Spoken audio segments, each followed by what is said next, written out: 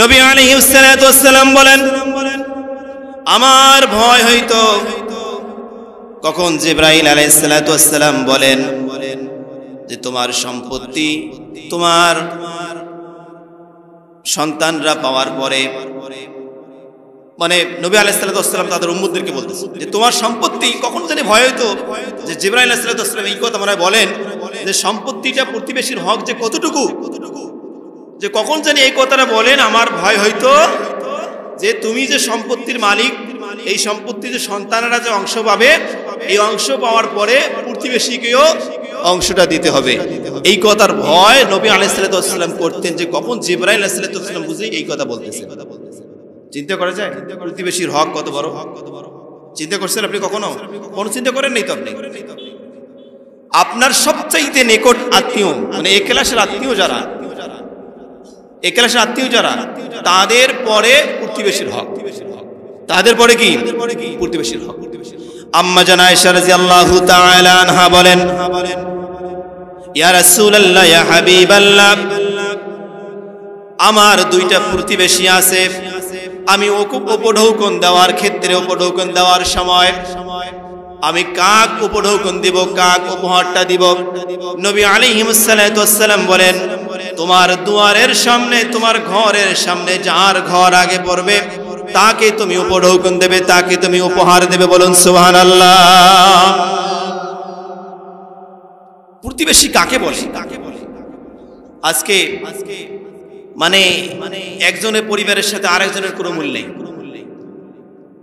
পাশে যে আমার প্রতিবেশী আছে তার সাথে কোনো আমার সম্পর্ক নেই, কথা কয় না, গাও বসলে গেলেও কথা কয় না। এই কথা কন না কেন? কথা কয় না। বাবা তোমার সন্তান থাকে ঢাকায়, তোমার সন্তান থাকে চিটাগাঁয়ে, তোমার সন্তান থাকে কুমিল্লায়, তোমার সন্তান থাকে বিদেশে। তুমি যখন বাবা দুনিয়া থেকে বিদায় নিয়ে পরপারে চলে যাবে, যখন মাইকে অ্যানাউন্স করা হবে একটি শোক সংবাদ, একটি শোক সংবাদ, অমুক পাড়া নিবাসী অমুকের পুত্র অমুক এতটার সময় শেষ নিঃশ্বাস ত্যাগ করেছেন, ইন্না লিল্লাহি ওয়া ইন্না ইলাইহি রাজিউন।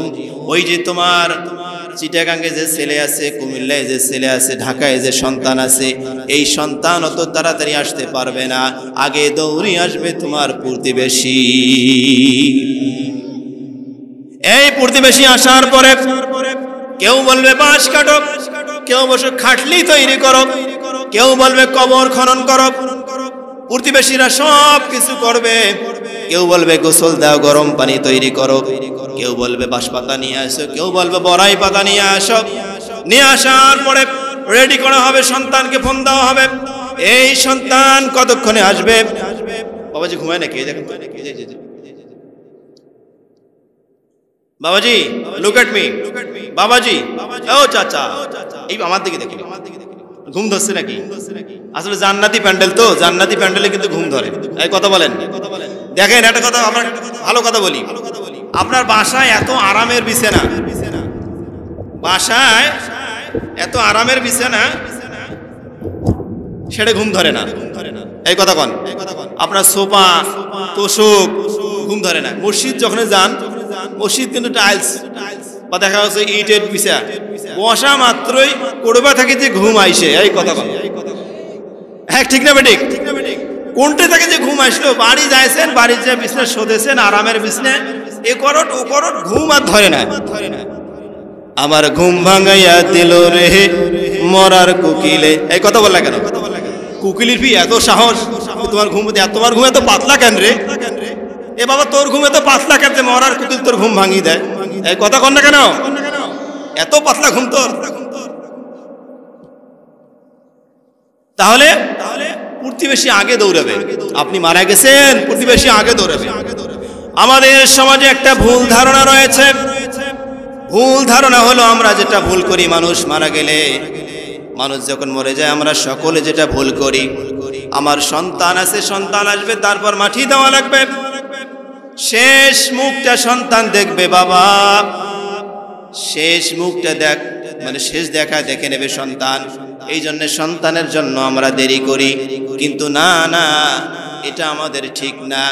কারণ নবী আলাইহিস সালাতু ওয়াস সালাম বলেন, মানুষ যখন পৃথিবীর জমিন থেকে বিদায় নিয়ে যায়, ইন্তেকাল যখন মানুষ করে, তখন দ্রুত তাকে দাফন কাজ সম্পন্ন করে দাও। কেননা হতে পারে সে জান্নাতি বান্দা, হতে পারে সে জান্নাতি বান্দি। আপনার কোনো অধিকার নাই, আপনার কোনো শক্তি নাই, সাহস নাই, আপনি জান্নাতে তাকে যেতে বাধা দিবেন, জান্নাতে যেতে তার আপনি দেরি করাবেন। কিন্তু আজকে আমাদের সমাজে মানুষ যখন মারা যায়, অমুক আসবে, তমুক আসবে, বাবা কি লাভ? সন্তান আসবে, কি লাভ? কোনো লাভ নাই।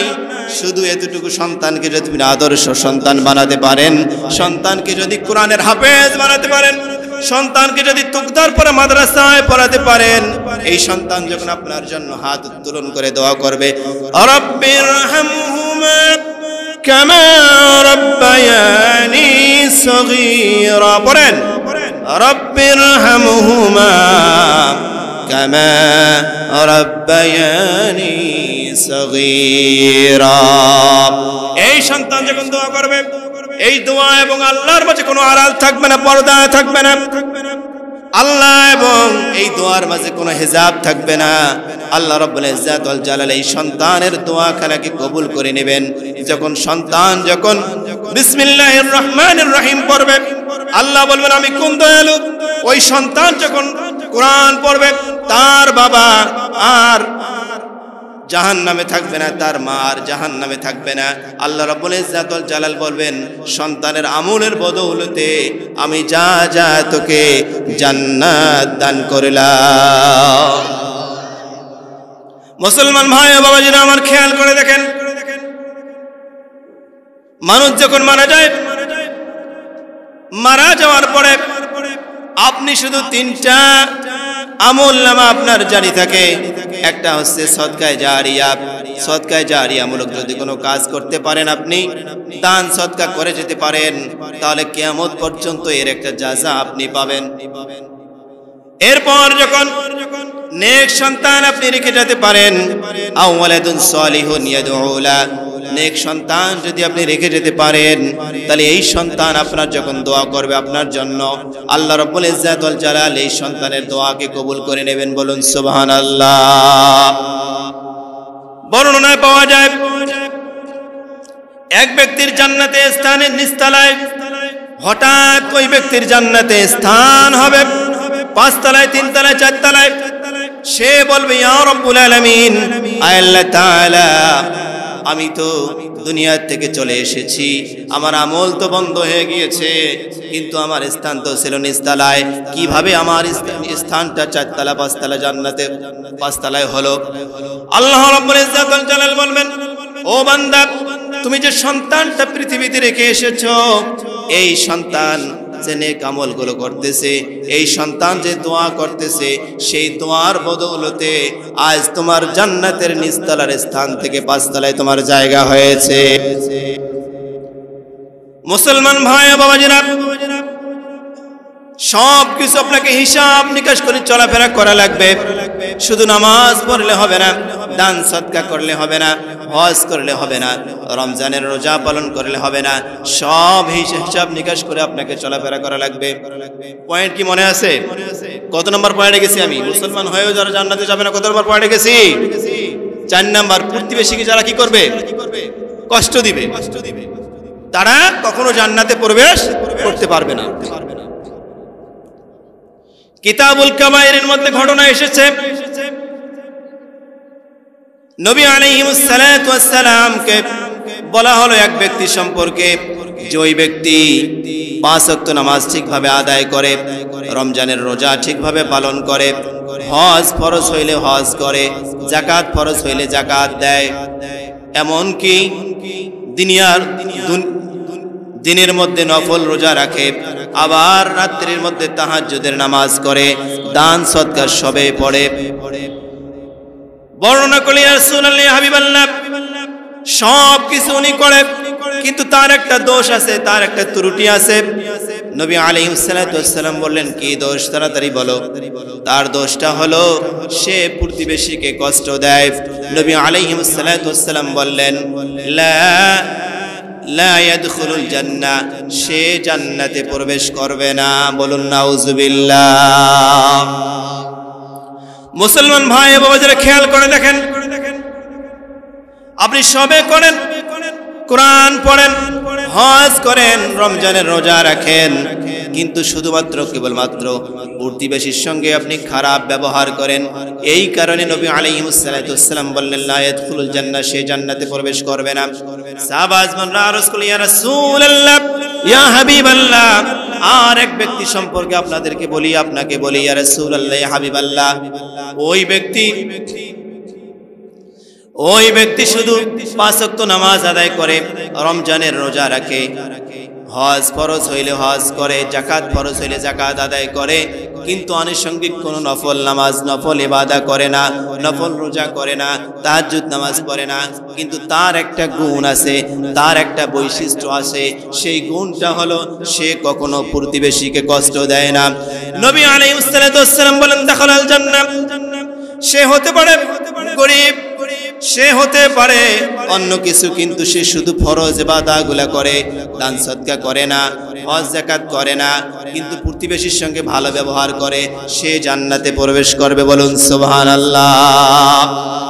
তাই বলবো বাবারা, জান্নাত যাওয়ার জন্য আপনাকে মাদ্রাসা তৈরি করা লাগবে না, জান্নাত যাওয়ার জন্য মসজিদ তৈরি করা লাগবে না, জান্নাত যাওয়ার জন্য আলেম হওয়া লাগবে না, জান্নাত যাওয়ার জন্য আপনাকে রাস্তা, ব্রিজ, কালভার তৈরি করা লাগবে না। জান্নাত যাওয়ার জন্য শুধু মুমিন হওয়া দরকার।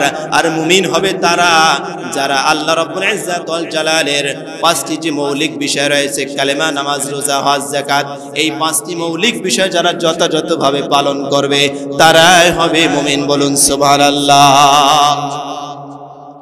কিন্তু আজকে আমাদের সমাজে এই যে এখানে ওয়াজ শুনতে এসেছি, ওয়াজ শুনতে এসেছি থেকে কিন্তু ফজরের নামাজ দেওয়া হবে না, এই কথা বলেন। এবার জায়গা মতো হাত দিয়েছি, ওয়াজ শুনতে এসেছি থেকে কিন্তু ফজরের নামাজ নাই। বলতে চাইলাম যে প্রতিবেশীকে কষ্ট যারা দিবে তারা কি করবে না, জান্নাতে যাবে না। এটা হচ্ছে 4 নম্বর পয়েন্ট। এবার চলে যায় 5 নম্বর পয়েন্ট। 5 নম্বর পয়েন্ট হলো যারা চুগলখড়ি করে। আজকে আমাদের সমাজে চুগলখড়ি আছে না নাই? আছে না নাই? ভাইয়ের বিরুদ্ধে লাগায় দেয় ভাইকে, বোনের বিরুদ্ধে বোনকে লাগায় দেওয়া হয়, বউকে শাশুড়ের বিরুদ্ধে লাগায় দেওয়া হয়, ছেলেকে বাবার বিরুদ্ধে লাগায় দেওয়া হয়। এই চুগলখড়ি আমাদের সমাজে কম না বেশি? কথা বলেন। আমাদের সমাজে কম না বেশি? এই চুগলখড়ি আমাদের সমাজে অনেক অনেক বেশি। এই 3 নাম্বার ব্যক্তিটা সবচেয়ে বেশি দোষী। মনে করেন আমি আপনাকে গালি দিয়েছি বা আপনি আমাকে দিয়েছেন, আপনি দেখেন নাই, আপনি শোনেনও নাই, কিন্তু আরেকজন ব্যক্তি শুনিয়ে যে তুই জানিস তো কি করিস, কায় রে, ওই যে অমুক, হয়তো তুই জানে না, হয়তো জানে, হয়তো জানে না, কিন্তু আপনি কি করলেন? আমি আধারে তীর নিক্ষেপ করেছি, অন্ধকারে তীর নিক্ষেপ করেছি। আপনি এই তীরটাকে খপ করে ধরে আপনি তার বুকে লাগাই দিলেন। কোথায় লাগাই দিলেন? আমি তো তাকে দেখিয়ে তীর মারি নাই, আমি দেখি তীর মেরেছি। এই কথা বলেন না কেন? দেখি তীর মেরেছি না, আপনি কি করে তীরটা ধরে তার বুকে লাগাই দিলেন, তীরটা ধরে আপনি তার বুকে লাগাই দিলেন। তাহলে 3 নম্বর ব্যক্তি যারা, তারা সবচেয়ে বেশি দোষী, সবচেয়ে বেশি দোষী। কিতাবুল কাবায়েরের মধ্যে ঘটনা এসেছে এরকম একটা, এক ব্যক্তি গোলামকে বাজারে বিক্রি করার জন্য নিয়ে গেল। গোলামকে যখন বাজারে বিক্রি করার জন্য নিয়ে গেল, বিক্রি করার জন্য নিয়ে যাওয়ার পরে গোলামকে যখন বিক্রি করবে, আর একজন যখন গোলামকে ক্রয় করবে, ওই ব্যক্তিকে, যে ব্যক্তি বিক্রি করবে, সে বলল, গোলামের বর্ণনা দিল, আমার এই গোলাম, আমার দিকে তাকান, লুক এট মি, গুরুত্বপূর্ণ কথা, এটা বলে শেষ করে দেব, আমার দিকে তাকান আপনারা একটু দয়া করে। গোলাম সম্পর্কে ওই ব্যক্তি বলল, আমার গোলাম খুব ভালো, তার সমস্ত কাজ করার দক্ষতা আছে, সে সবকিছু কাজ ভালো করে করতে পারে, কিন্তু একটা তার দোষ আছে, একটা তার ত্রুটি আছে। সেই দোষটা হলো সে চগলখড়ি করে। এবার যে ব্যক্তি গোলামকে ক্রয় করার জন্য আসলো, ওই ব্যক্তি বলল সমস্যা নাই, তাকে আমি ঠিক করে নিয়ে নেব। গোলামকে বাড়ি নিয়ে যাওয়া হলো। বাড়ি নিয়ে যাওয়ার পরে 1 মাস যায়, 2 মাস যায়, 3 মাস যায়। এরপর যখন আস্তে আস্তে মনিবার যখন অন্তরে ঢুকে গেল, এই গোলামের একটা স্বভাব ছিল চগলখড়ি করা। এরপর এই গোলাম তার মনিবার কাছে যা বলল, আম্মাজান আমি কি আসতে পারি? হ্যাঁ আসো, আমি একটা কথা বলবো, আপনার নুন খাই আপনার গুণ গাই, একটা কথা আমি বলতে চাই। কয় ভূমিকা ছাড়া কথা বলো, নির্দ্বিধায় বলো, নির্ভয়ে বলো। কয় আম্মাজান আপনি তো জানেন না, ম্যাডাম আপনি তো জানেন না মনিব কি করে আর একটা নারীর সঙ্গে তার অবৈধ সম্পর্ক আছে, ইটিস পিটিস করে, তাকে লাগাই দিল। আসলে তার কোনো অবৈধ সম্পর্ক নাই, ইটিস পিটিসও করে না। তখন কি করা লাগবে তাহলে এখন? এবার গোলাম তাকে বলে দিল যে একটা পথ আছে, আপনি আগামীকাল সন্ধ্যাবেলায় যখন আমার স্যার আসবে, যখন মনিব আসবে ঘুমাইতে, আপনি তরবারি নিয়ে ছুরি নিয়ে যাওয়ার পরে আপনি ওই মনিবের দাড়ির নিচ থেকে 2টা দাড়ি কর্তন করবেন, 2টা দাড়ি কাটবেন। কাটার পরে দাড়ি 2টা নিয়ে আসবেন। আমি কবরেজের কাজে যাব, তদবির করব, তদবির করে নিয়ে আসব। আপনার মনিব, আপনার স্বামী আপনারে থাকবে, আর কারো হবে না। এরপরে ওই গোলাম এবার স্যারকে যা বলল, স্যার আপনি তো জানেন না, আপনি যখন বাইরে চলে যান, বাইরে চলে যাওয়ার পরে আপনি জানেন না মনিবা কার সাথে সম্পর্ক করে, অন্য কোনো ছেলের সাথে সে ইটিস পিটিস করে সম্পর্ক করে। তখন স্যার বলে যে এতদিন থেকে সংসার করলাম, কই কোনো দুধ দেখি নেই। কই আমি আপনার নুন খাই আপনার গুণ গাই। স্যার আপনি তো বাইরে চলে যান, আপনি তো জানেন না, আপনি জানেন না। তার প্ল্যানটা কি? তার প্ল্যান হলো সন্ধ্যা যখন হবে আপনি টের পাবেন আপনাকে আজকে খুন করতে আসবে, হত্যা করতে আসবে। মুসলমান বুঝে থাকলে বলেন ম্যাডামকে কি বলেছিল? ছুরি নিয়ে যাওয়ার পরে 2টা দাড়ি কাটি নিয়ে আসবেন। আর স্যারকে কি বলল? আপনি ঘুমাবেন না, আপনাকে আজকে হত্যা করার জন্য আসবে। আপনাকে হত্যা করে সেই নাগরের সাথে সে পালায়া যাবে। এবার সকাল করে দুপুর হলো, দুপুর করে বিকাল হলো, বিকাল করে সন্ধ্যা হলো। সন্ধ্যার পরে যখন স্যার ঘুমাতে যাবে, আস্তে করে দরজা খুলে দেখে, দরজা খুলে স্যার যখন শুয়ে পড়ল, ঘুমায় না, ঘুমের ভান করতেছে। দরজা খুলে ম্যাডাম আস্তে করে ঢুকে যখন স্যারের কাছাকাছি গিয়েছে, স্যারের কাছাকাছি যাওয়ার পরে যখন তরবারি দিয়ে দাড়ি কাটবে, খপ করে স্যার হাতটা ধরে ফেলছে। কথাটা সত্যি, গোলাম তো ঠিকই বলেছিল। আসলে কি সে হত্যা করার জন্য আসছে? এবার বলেন এই স্যার ওই ম্যাডামকে কি করবে? আস্ত রাখবে? এবার স্যার কি করল? এবার স্যার আর কাল বিলম্ব না করে, দেরি না করে তরবারিটা হাত থেকে নেওয়ার পরে সঙ্গে সঙ্গে তার স্ত্রীকে হত্যা করলো। এই স্ত্রীর বাড়ি ছিল পার্শ্ববর্তী এলাকায়। পার্শ্ববর্তী এলাকায় যখন বাড়ি ছিল, পার্শ্ববর্তী এলাকা তার শ্বশুর বাড়ি। তার ওই মহিলার বাপের বাড়ি। তারা ছিল প্রভাবশালী, ক্ষমতাশালী। তারা এই সংবাদ যখন শুনছে জামাই তাদের মেয়েকে হত্যা করে ফেলছে, তারা এবার লাঠি সোটা নিয়া, তারা এবার তরবারি নিয়া দৌড়ি আসিয়া এবার জামাইকে হত্যা করে ফেললো। এবার বুঝে থাকলে বলেন চগলখোর 2জনকে লাগাই দিল, 2জনে হত্যা হয়ে গেল। স্যারও জানে না ম্যাডাম কার সাথে সম্পর্ক, ম্যাডামও জানে না স্যারের কোন মেয়ের সাথে সম্পর্ক। আসলে কেউই জানে না আসল ঘটনাটা কি। এই জন্য আমাদের সমাজে হুমজিকালি দৌড়াইলে হবে না। আমাদের সমাজে কারো বিরুদ্ধে কোনো কথা বললে আগে খোঁজ নিতে হবে, আগে তদারকি করতে হবে, খেয়াল করতে হবে আসল ঘটনাটা কি। বুঝা গেছে? يدخل الجنة من كان في قلبه مثقال ذرة من كبر. وقال تعالى في شان حبيبه إن الله وملائكته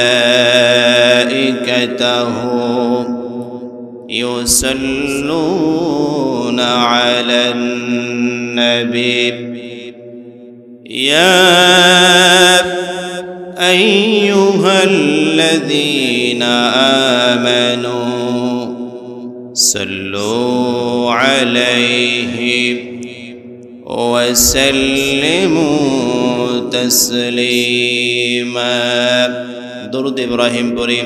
اللهم صل على محمد وعلى آل محمد كما صليت على إبراهيم وعلى آل إبراهيم إنك حميد مجيد اللهم بارك على محمد وعلى آل محمد كما باركت على إبراهيم وعلى آل إبراهيم إنك حميد مجيد মুসলিম মোরা ঘুমিয়ে পড়েছি মুসলিম মোরা ঘুমিয়ে পড়েছি ডাকাতে ঢুকেছে তোমার ঘরে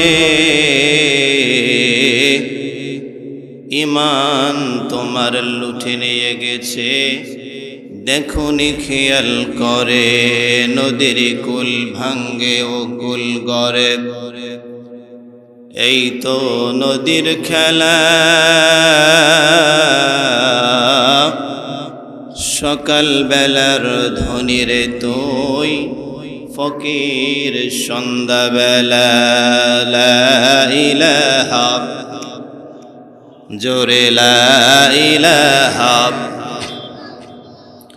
লা ইলাহা লা ইলাহা আল্লাহ নামের জিকির করবে যারা আল্লাহর কাছে প্রিয় তারা আল্লাহর কাছে প্রিয় যারা জান্নাত প্রবেশ করবে তারা জোরে লা ইলাহা লা ইলাহা লা ইলাহা লা ইলাহা লা ইলাহা ইল্লাল্লাহু মুহাম্মাদুর রাসূলুল্লাহ সাল্লাল্লাহু আলাইহি ওয়াসাল্লাম। আজকে তোকদারপাড়া দারুল উলুম মাদ্রাসা ও লিল্লা বোর্ডিংয়ের উদ্যোগে হাফেজ ছাত্রদের পাগড়ি প্রদান উপলক্ষে 2 দিন ব্যাপী তাফসিরুল কোরআন মাহফিলের আজকে সমাপনী রজনীতে সম্মানিত সভাপতি সাহেব হাফেজ মাওলানা তাওহিদুল ইসলাম সাইফি খতিব বুরাইল ঈদগাহ মাঠ রংপুর গতকালকে বক্তব্য রেখেছেন আপনাদের সুপরিচিত নেয়ামুল হক বিপ্লবী সাহেব মাওলানা আরাফাত হোসেন মৌলভী মোহাম্মদ ইকরামুল হক। আজকে আমার পূর্বে আলোচনা করে ধন্য করেছেন হাফেজ কারি মাওলানা আবুল কালাম আজাদ রংপুরি। আরও তাশরিফ নিয়ে আসবেন হযরত মাওলানা আশরাফ আলী সিরাজি ও আমার প্রিয় ভাই মাওলানা মোহাম্মদ উমর ফারুক সিদ্দিকী সাহেব। মঞ্চে উপবিষ্ট জাকিরিন শাকিরিন, আমার সামনে বসা প্রাণ প্রিয়, কোরআন প্রিয়, আল্লাহ প্রিয়, রাসূল প্রিয়, নবী প্রিয়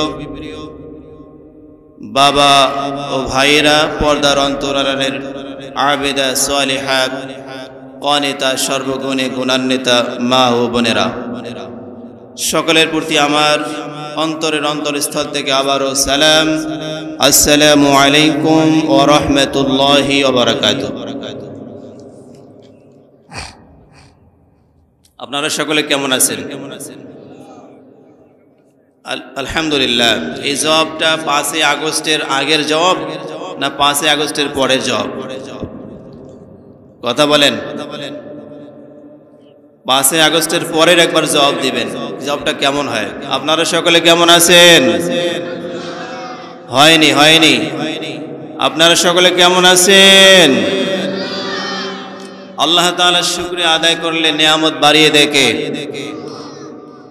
আল্লাহ রাব্বুল ইজ্জাত ওয়াল জালাল বলেন, লা ইন শাকারতুম লা আযীদান্নাকুম ওয়া লা ইন কাফারতুম ইন্না আযাবি লাশাদীদ। যারা আমার নিয়ামত ভোগ করার পরে শুকরিয়া আদায় করবে, আমি আল্লাহ রাব্বুল ইজ্জাত ওয়াল জালাল তাদের নিয়ামত বৃদ্ধি করে দেব। বলেন আমিন। এইজন্য সর্ব অবস্থায় শুকরিয়া আদায় করতে হবে কার? কথা নয়, সময় একেবারেই খুব কম, সরাসরি চলে যায় মূল আলোচনায়। বিষয় ভিত্তিক কিছু কথা বলবো, গুরুত্বপূর্ণ মেসেজ আপনাদেরকে দেব। একটু সময় দেবেন তো আপনারা? আমাকে হেল্প করবেন তো? আল্লাহ রাব্বুল ইজ্জাত ওয়াল জালাল যেন আমাকে কিছু কথা বলার তৌফিক দান করেন, আপনাদেরকে শ্রবণ করার শক্তি দান করেন। বলেন আল্লাহুম্মা আমিন। আলাইহি তাওয়াক্কালতু ওয়া ইলাইহি উনীব। আমি বিষয়টা বলে দেই। আপনারা নামাজ কালাম হজ যাকাত সবই করেন, আপনারা মুসলমান, দান সদকা সবে করেন। দান সদকা নামাজ কালাম সব কিছু করার পরেও কিছু মুসলমান আছে তারা জান্নাতে যাবে না। আমার বিষয়টা এটাই, মুসলমান হয়েও কারা কারা জান্নাতে যাবে না, এটা শুনতে রাজি আছি তো?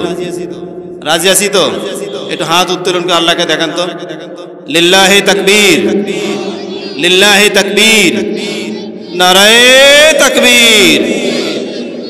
হাত নামান। মুসলমান ভাই ও বাবাজিরা আমার, আল্লাহ রাব্বুল ইজ্জাত ওয়াল জালাল জান্নাত সৃষ্টি করেছেন, জাহান্নাম সৃষ্টি করেছেন। জান্নাত সৃষ্টি করেছেন মুসলমানদের জন্য, জাহান্নাম সৃষ্টি করেছেন কাফের মুনাফিকদের জন্য। কিন্তু এমন হতভাগা মুসলমান রয়েছে আমাদের সমাজে, আমার পরিবারে, আপনার পরিবারে, আপনার মহল্লায়, আপনার এলাকায়। তারা মুসলমান হবে, তারা দান করবে, সদকা করবে, কোরআন তেলাওয়াত করবে, রোজা রাখবে, হজ করবে, যাকাত দিবে, সব কিছু করবে, কিন্তু তারা জান্নাতে প্রবেশ করবে না। বলুন নাউজুবিল্লাহ। 16 শ্রেণীর মানুষ রয়েছে। বলেন তো কত শ্রেণী? 16 শ্রেণীর মানুষ রয়েছে, তারা মুসলমান হয়েও জান্নাতে যাবে না। 16 শ্রেণীর মধ্যে প্রথম শ্রেণী হলো, এরা কোনোদিনই জান্নাতে প্রবেশ করবে না। কারণটা হলো তাদের ঈমান থাকবে না, তারা ঈমান আনবে না, তাদের কোনো ঈমান থাকবে না। তারা বলবে দেয়ার ইজ নো গড, কিসের সৃষ্টিকর্তা, কিসের আল্লাহ? বলুন নাউজুবিল্লাহ। যারা আল্লাহর সঙ্গে শিরক করবে তারা কখনো জান্নাতে প্রবেশ করবে না। আর যারা শিরক করবে না, লা তাশরিক বিল্লাহ দাখালাল জান্নাহ, আর যারা শিরক করবে না তারা জান্নাতে প্রবেশ করবে। বলুন সুবহানাল্লাহ। তাহলে 1 নাম্বার, তারা কোনোদিনই জান্নাতে প্রবেশ করবে না। কারণ একটাই, তাদের ঈমান নাই। ঈমান না থাকার কারণে তারা কোনোদিনই কি করবে না? জান্নাতে প্রবেশ করবে না। এবং যারা আল্লাহর সাথে শিরক করবে তারা কখনো জান্নাত প্রবেশ করবে না। নবী আলাইহিস সালাতু ওয়াস সালাম বলেছেন, আমি কি তোমাদেরকে বলবো না কবিরা গুনাহগুলির মধ্যে সবচেয়ে বড় গুনাহ কোনটি? সাহাবা আজমানরা বলেন, ইয়া রাসূলুল্লাহ, ইয়া হাবিবাল্লাহ, জি বলেন। নবী আলাইহিস সালাতু ওয়াস সালাম বলেন, কবিরা গুনাহর মধ্যে সবচেয়ে বড় গুনাহ হলো আল্লাহর সাথে কি করা? বলেন, আল্লাহর সাথে শিরক করা। আমি সেদিকে যাব না। আর 15 শ্রেণীর মানুষ রয়েছে, তারা জাহান্নামের শাস্তি ভোগ করার পরে, এই যে জন্মসূত্রে আমাদের যে ঈমান রয়েছে, আমরা যে মুসলমান, এই জাররা থেকে জাররা পরিমাণ ঈমান যার ভিতরে থাকবে, দুনিয়ায় কৃতিকর্মের ফল জাহান্নামে ভোগ করার পরে আল্লাহ রাব্বুল ইজ্জাত ওয়াল জালাল কোনো একদিন তাদেরকে জাহান্নাম থেকে একেবারে আংড়া করে বের করে আবে হায়াতের নদে নামে দেওয়ার পরে, সেখান থেকে ধৌত করার পরে আল্লাহ রাব্বুল ইজ্জাত ওয়াল জালাল তাদেরকে কোনো এক সময় জান্নাতে প্রবেশ করাবেন। বলেন সুবহানাল্লাহ। দ্বিতীয় নম্বর শ্রেণী হলো তারা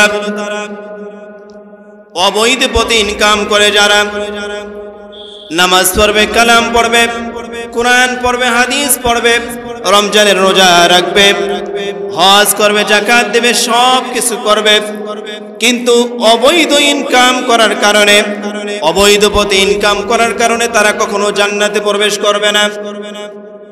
নবী আলাইহিস সালাতু ওয়াস সালাম বলেন, লা ইয়াদখুলুল জান্নাতা জাসাদুন গুযিয়া বিল হারাম। নবী আলাইহিস সালাতু ওয়াস সালাম বলেন, যার শরীর অবৈধ কামাই দিয়ে, অবৈধ ইনকাম দিয়ে, হারাম দিয়ে যার শরীর গঠন, সে কখনো জান্নাতে প্রবেশ করতে পারবে না। বলুন নাউযুবিল্লাহ। আজকে প্রত্যেকটা মানুষ মানে কেউ ভাবে না যে আমার ইনকামটা কোথা থেকে আসে, হালাল নাকি হারাম, বৈধ নাকি অবৈধ, ভাবে কি? আল্লাহর নবী, বিশ্ব নবী জনাবে রাসূলুল্লাহ সাল্লাল্লাহু আলাইহি ওয়াসাল্লাম বলেন, এমন একটা সময় আসবে, এমন একটা দিন আসবে, মানুষ চিন্তা করবে না, ভাবনা করবে না যে আমার ইনকামটা কোন পথে আসবে, হালাল পথে ইনকাম হবে নাকি হারাম পথে ইনকাম হবে, এই চিন্তা ভাবনা মানুষ করবে না। শুধু আনো আর পেটে ঢুকাও, আনো আর পেটটা বড় করো। এই কথা বলেন না কেন? হ্যাঁ, আছে না নাই? তাহলে আল্লাহ রাব্বুল ইজ্জাত ওয়াল জালাল যাদেরকে জান্নাত দিবেন না, এক নাম্বার হলো যারা ঈমান আনে নাই, দুই নাম্বার হলো অবৈধ পথে যারা ইনকাম করে। তারা সব কিছু করবে, কিন্তু অবৈধ পথে ইনকাম করার কারণে তারা কখনো জান্নাতে প্রবেশ করতে পারবে না। হয়তোবা কোনোদিন কোনো একদিন আল্লাহ রাব্বুল ইজ্জাত ওয়াল জালাল ঈমান থাকার কারণে দয়া করে, মায়া করে তাদেরকে বের করার পরে জান্নাতে প্রবেশ করাবেন। এবার চলে যাই তিন নম্বরে, যারা মুসলমান হয়েও যারা জান্নাতে প্রবেশ করতে পারবে না, তারা হচ্ছে আত্মীয়তার সম্পর্ক ছিন্নকারী যারা। তিন নম্বরে মুসলমান হয়েও জান্নাতে প্রবেশ করতে পারবে না, তারা আত্মীয়তার সম্পর্ক ছিন্নকারী যারা। বুঝে গেছে? এ বাবা, বুঝছেন আপনারা? আজকে বর্তমান সমাজে যদি কথা বলতে যাই, আত্মীয়র সাথে কারো বনে না, বাবার সাথে সন্তানের বনে না, ভাইয়ের সাথে ভাইয়ের বনে না, বোনের সাথে বোনের বনে না, মামার সাথে ভাগনার বনে না। এ ক্লাসের আত্মীয় যারা, এ ক্লাসের আত্মীয় কারা বোঝেন? এ ক্লাসের আত্মীয়, এ শ্রেণীর আত্মীয়, চাচা, জ্যাঠা, ফুপু, মা, মায়ের বোন, খালা, এরা হচ্ছে এ ক্লাসের আত্মীয়। এরা কি এ ক্লাসের আত্মীয়? কিন্তু আজকে সমাজে আমাদের এই এ ক্লাসের আত্মীয়দের সাথে সম্পর্ক নাই। আত্মীয়তার সম্পর্ক ছিন্নকারী, আত্মীয়তার সম্পর্ক ছিন্নকারী এরা। লা ইয়াদখুলুল জান্নাতা কাতি'। নবী আলাইহিস সালাতু ওয়াস সালাম বলেছেন, যারা আত্মীয়তার সম্পর্ক ছিন্ন করবে তারা জান্নাতে প্রবেশ। এই বাবাই, এই বাবাই, এই কোথায় যাও? কি পেশাব লাগছে নাকি? এ বাবা, ডায়াবেটিস হচ্ছে? তাহলে আত্মীয়তার সম্পর্ককারী, সম্পর্ক ছিন্নকারী কোথায় যাবে না? জান্নাতে। কোন অজুহাতে আপনি আপনার শ্বশুর বাড়ির আত্মীয়তাও ছিন্ন করতে পারবেন না। আজকে আপনারা খেয়াল করেন, বলেন, দেখেন, চিন্তা ভাবনা করে দেখেন কত আত্মীয়তার সাথে সম্পর্ক ছিন্ন করা আছে আমাদের। এই কথা বলেন, কথা ঠিক কিনা? তাহলে এক নাম্বার হলো যাদের ঈমান নাই, দুই নাম্বার হলো যারা অবৈধ পথে ইনকাম করে, তিন নাম্বার হলো আত্মীয়তার সম্পর্ক ছিন্নকারী। এরা সব কিছু করবে, কোরআন পড়বে, তেলাওয়াত করবে, হাদিস পড়বে, তাহলিল করবে, জিকির করবে, আজকার করবে, মসজিদে যাবে, নামাজ পড়বে, সব কিছু করবে, কিন্তু আল্লাহ রাব্বুল ইজ্জাত ওয়াল জালাল তাদেরকে জান্নাতে প্রবেশ করাবেন না। চার নাম্বার হলো যারা প্রতিবেশীকে কষ্ট দেয়, তারা জান্নাতে প্রবেশ করতে পারবে না। মুসলমান ভাই ও বাবাজিরা আমার, একটু খেয়াল করে দেখেন, চিন্তা করে দেখেন, আমার দ্বারা, আপনার দ্বারা, আমার এই হাত দ্বারা, আপনার এই হাত দ্বারা, আপনার মুখ দ্বারা, আপনার জিহ্বা দ্বারা, আপনার পা দ্বারা কত প্রতিবেশীকে আমরা কষ্ট দিচ্ছি, আঘাত করতেছি। কথা বলেন, কথা ঠিক কিনা? আপনি কোনোভাবেই প্রতিবেশীকে কষ্ট দিতে পারেন না। আজকে আমাদের সমাজে যদি কোনো মেয়ের বিবাহ হয়, যদি কোনো ছেলের বিবাহ হয়, সর্বপ্রথম নিয়ে আসে এরকম কি সাউন্ড বক্স, এই কথা বলেন, নিয়ে আসে কি আসে না? আসে না? আসে আর ঝাঁকানাকা ঝাঁকানাকা ঝাঁকানাকা একেবারে এমন গান দিল কলিজা ফাটি যাইতেছে প্রতিবেশীর। এই কথা বলেন। তুমি গান শোনো বাবা, তুমি কেন আরেকজন কাকে কষ্ট দিবে? তোমার অধিকার নাই কষ্ট দেওয়ার জন্য, তুমি কাউকে কই কষ্ট দিতে পারো না। যখন এই মহল্লায় এই তোকদার পাড়ায় যখন গজব আসবে, তোমার কারণে গজব আসবে, কিন্তু তোমার কারণে সম্মানিত হুজুর সাহেব কি অপরাধ করেছে? আল্লাহ রাব্বুল ইজ্জাত ওয়াল জালাল যখন গজব দিবেন তখন কি দেখবেন যে না আমাদের সম্মানিত ইমাম সাহেবের বাড়ি এটা ধ্বংস করেন না, এই কথা কন না কেন? যখন তোমার কারণে গজব আসবে তখন সমস্ত এলাকার যত বাড়ি ঘর আছে সবগুলো ধ্বংস হয়ে যাবে, হুজুরের বাড়ি তখন খেয়াল করবে না। কেন? হুজুর কি অপরাধ করছে? কথা বলেন না কেন? হুজুর অপরাধ করছে? এই বিয়াতে কখনো শান্তি হতে পারে না, সংসারে কখনো শান্তি হবে না মেয়ে জামাইয়ের। যে বিয়ার সূচনা হবে গান বাজনা দিয়ে, এই বিয়াতে কখনো কি হবে না? শান্তি আসবে না, কখনো শান্তি আসবে না। আপনি